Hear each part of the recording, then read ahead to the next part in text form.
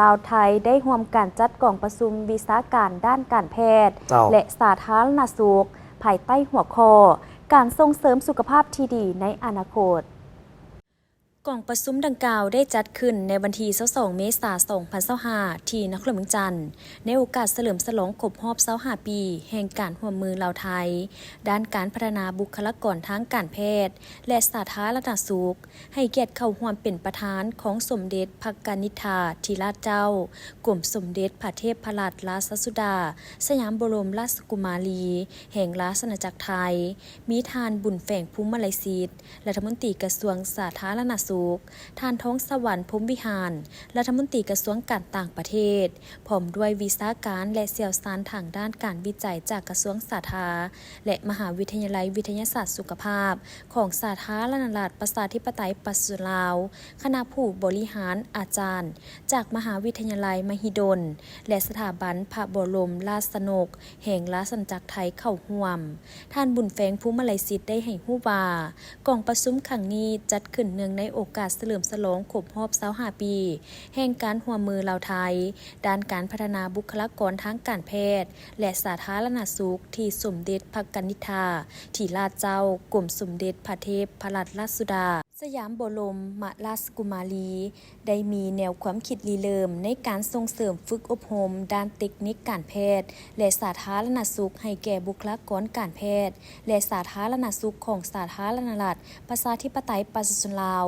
นับแต่ปี 2000 เป็นต้นมาปัจจุบันสาธารณรัฐประชาธิปไตยประชาชนลาวมีบุคลากรด้านสาธารณสุขกว่าทั่วทุกแขวงในขอบเขตทั่วประเทศที่เคยได้ผ่านการฝึกอบรมภายใต้โครงการพระราชดำริของกรมสมเด็จพระเทพซึ่งรวมมีทั้งหมด 1,170 กว่าคนปัจจุบันแม่นหุ่นที่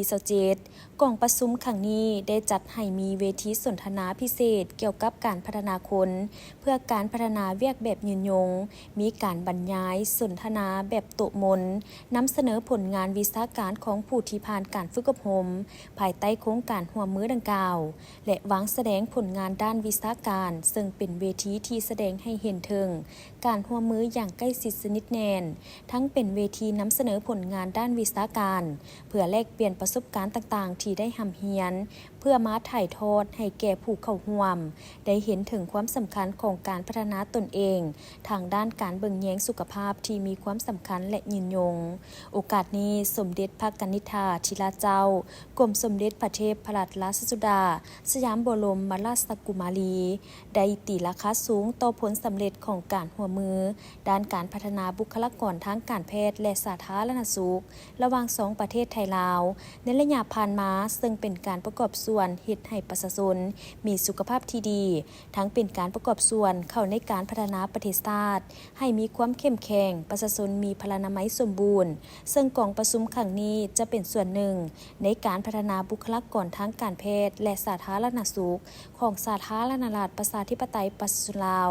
ได้มีโอกาสได้แลกเปลี่ยนความรู้บทเรียนและประสบการณ์กับผู้เชี่ยวชาญเฉพาะทางและอื่นๆพร้อมนี้สมเด็จพระกนิษฐาธิราชเจ้ากรมสมเด็จพระเทพรัตนราชสุดาสยามบรมราชกุมารียังได้แสดงความหวังว่าบุคลากรทางการแพทย์ไทยลาวจะสืบต่อหัวมือกันอย่างต่อเนื่องเพื่อบรรลุเป้าหมายการพัฒนาที่ยืนยงและพร้อมที่จะหัวมือเพื่อรับมือกับพยาธิที่อาจจะเกิดขึ้นใหม่หรือภัยพิบัติที่อาจจะเกิดขึ้นในอนาคตเพื่อสุขภาพที่ดีของประชาชนของสองประเทศ